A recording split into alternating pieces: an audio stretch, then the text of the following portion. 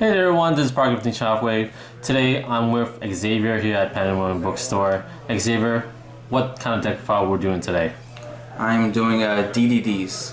Why you're doing DDDs? I want to play a Pendulum deck for this new format.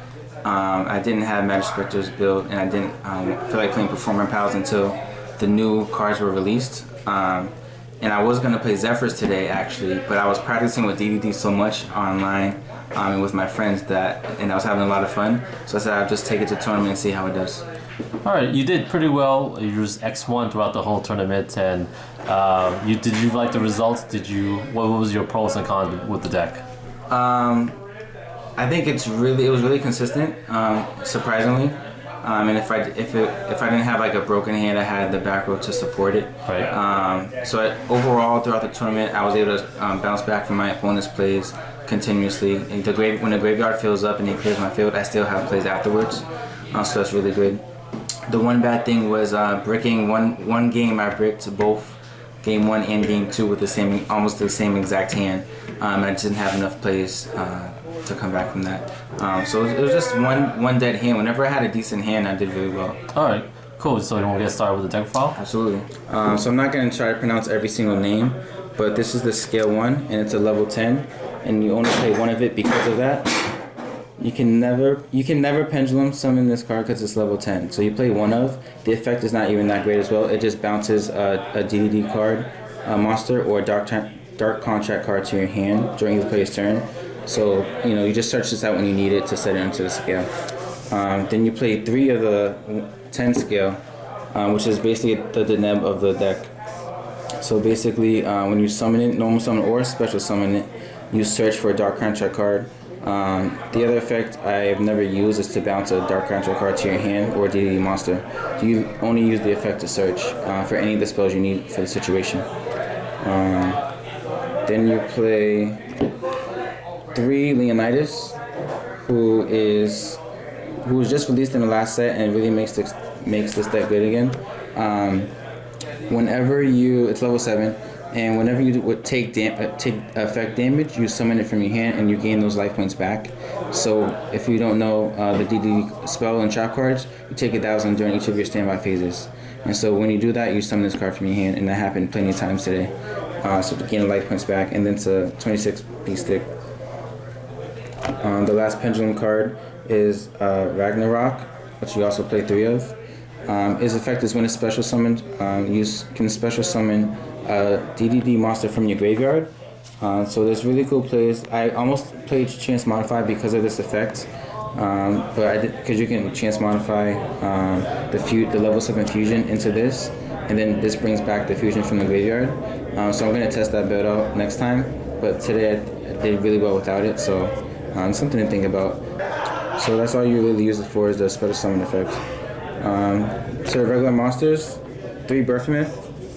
Just because it's the level 4, really easy to go into rank 4 plays.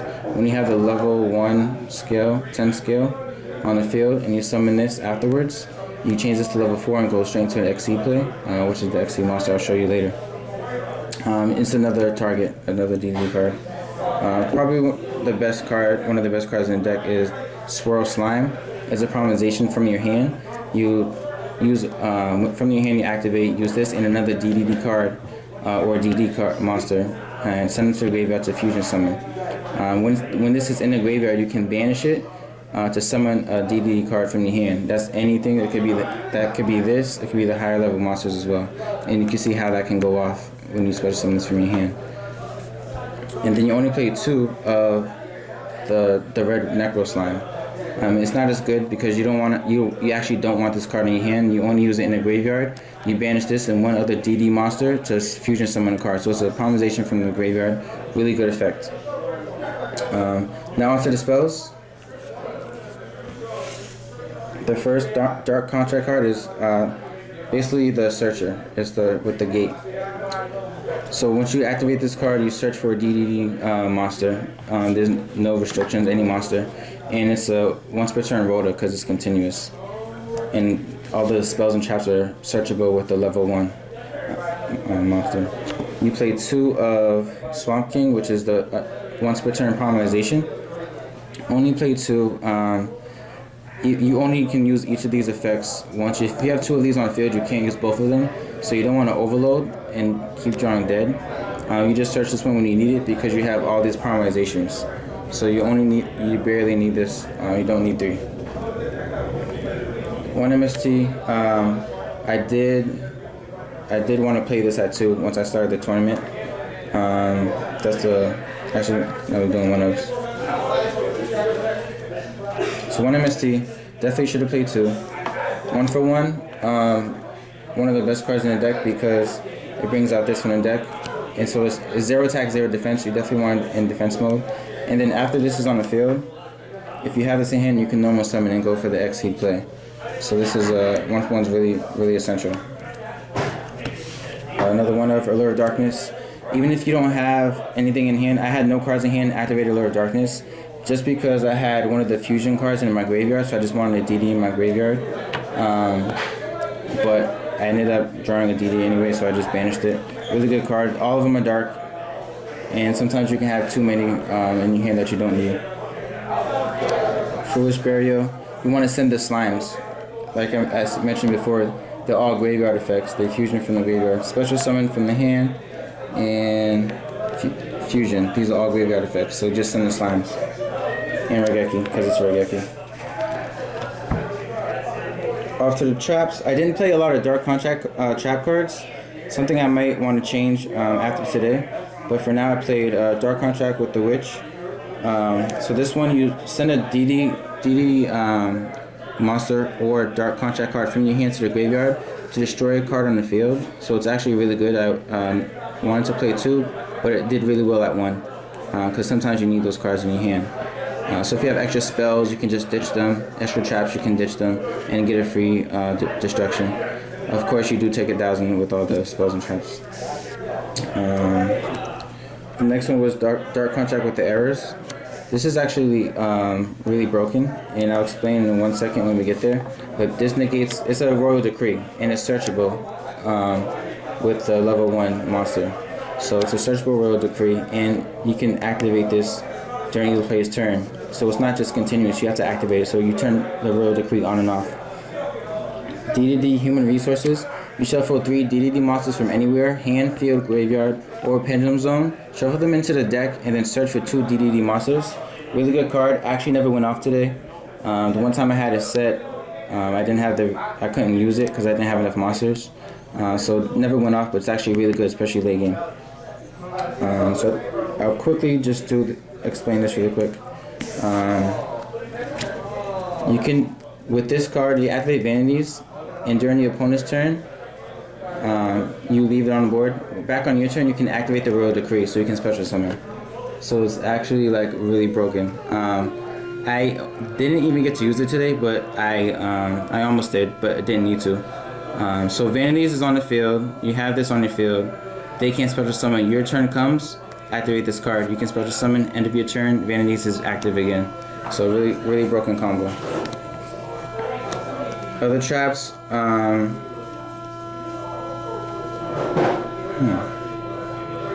Storming Mirror Force. I think it's better than Mirror Force right now, just the way the meta is. 2 Breakthrough Skill. 2 Time Space Trap Hole. This is one card I think I would take out. Not sure what I would take it out for right now, but this is definitely a better side deck card right now. So that's the only thing I would change immediately for this deck. 1 Solemn and 1 Call of the Haunted. You'd be surprised how 1 Call of the Haunted makes plays. I had the Birth Myth on field and a Slime in the graveyard. This doesn't do anything by itself in the graveyard. So what I did is activate Call of the Haunted, bring this back from the grave, uses the effect to make it level 4. And then you can bring back any of the fusions that were destroyed, after you brought them out. You have limited fusions right now. You only have 5. We have 2 different monsters. I played 5. So this is a really good card when you start running out of resources. The last card was Grand Horn of Heaven. I didn't think it was necessary to play 2 in the main, but definitely I might leave 2 in the side deck as well.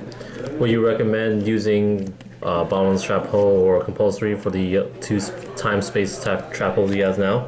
Actually, that's a good idea. I actually had those in at first, the bottomless and compulse, because some cards can't be destroyed, but bottomless definitely is one of the best cards when none of those cards aren't on field. I know some of the new cards that came out with the last with the new set, like Magic Specters and Cosmo, are making it a lot harder to activate those cards. Is that the reason why you're not using that? That's exactly why. I think this is a way better card than having the because they can't be targeted or destroyed. Right. So neither of those cards do anything.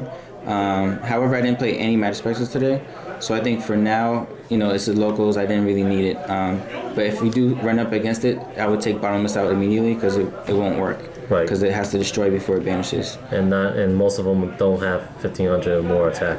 That's also one of the main reasons. So bottomless was really good last format. I'm not main decking it anymore. All right. Off to the extra deck. Token. Alright, so as I mentioned, going into the rank 4, Wave King Caesar, I actually only played one. When I first built the deck, I was playing 2 or 3, and then I just took it out for a lot more things. I only went into this thing, I only needed to go into it once each game anyways. So all it does is when you detach one, you can special summon monsters, DDD monsters from your graveyard, equal to the number that was destroyed this turn. So this has to remain on the field, and you have to have other DD monsters that were destroyed to use the effect. So it's really didn't come in handy at all, the effect.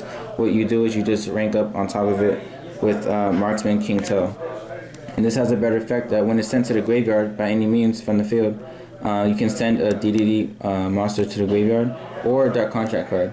So again, another Foolish Burial for the slimes, so that you can get the effects to go off. So what would be the benefits of sending a Dark Contract card to the graveyard?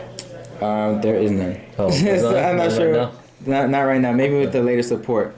So that's why you always just want to send these. So again, that's why you don't want to see this card. You just want to send it to the graveyard as quickly as possible. So it's another Foolish Barrier, really good. So again, when this is wiped off the field, you have backup plays because this is sent to the graveyard. All right. I just played a Castel instead of the second rank 4. Is much better because it's Castel. Like I said, you don't need 2 of the rank 4s. Then I actually just went straight to rank 5s. So Big Eye. I would probably take a Master of Blades. Not sure for what yet. Didn't really need it. Red Eyes, Draco Sack, Felger, that's the 7s. So these are the big 7s that I have at the moment. Went into Red Eyes when I almost OTK'd, put my opponent to 400 life points, and then just went to Red Eyes. Just sealing the game. Just sealing the game, exactly. So that's really good for that, because the Fusion is level 7. I'll get to that next soon. And then the main Pendulum monster is level 7. So you have a bunch of 7s, so these are easy to go into. Alright. Rank 8's Felgran. And actually the newer card, Dark Knight of the Underworld. Didn't need to go into this today, but it's really good, especially when you go into game. You can just attack directly. Not to mention you can negate spells and traps, so Pendulum activations and obviously trap cards. And then the DDD card is Dawn King. Not gonna say the rest of the name. When this is summoned, you can destroy all spells and traps on the field, and you can detach a material to set one of your Dark Contracts in the grave, so you can get one of the ones back that you just destroyed if you did. Did not go into this today either. I wasn't able to go into rank 8s because you can only do it with, this is your only level 8. So with one target, it wasn't that easy. That's the XCs. Fusions. Wave Oblivion King. Didn't go into this as well. The only way you can make this card right now is with other fusions. So, which is the level 7, which is Oracle King. So basically, if you have this or a pendulum, you can make it. Otherwise, you're going to be going into the level 7 fusion.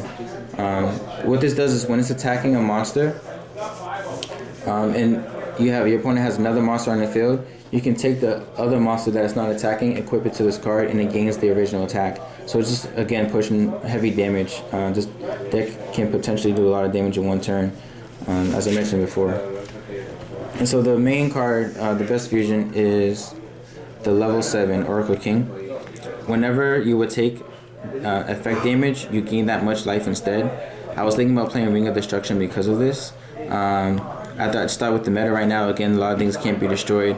I wouldn't need it. Maybe Sai. So I'm gonna see how the meta shapes up, if it would even be viable. Otherwise, again, these are level 7s, rank 7s. You always have the Call on Haunted. You can fuse with this for the big fusion. The main card is the only fusion right now that you can go to that requires 2 DD monsters.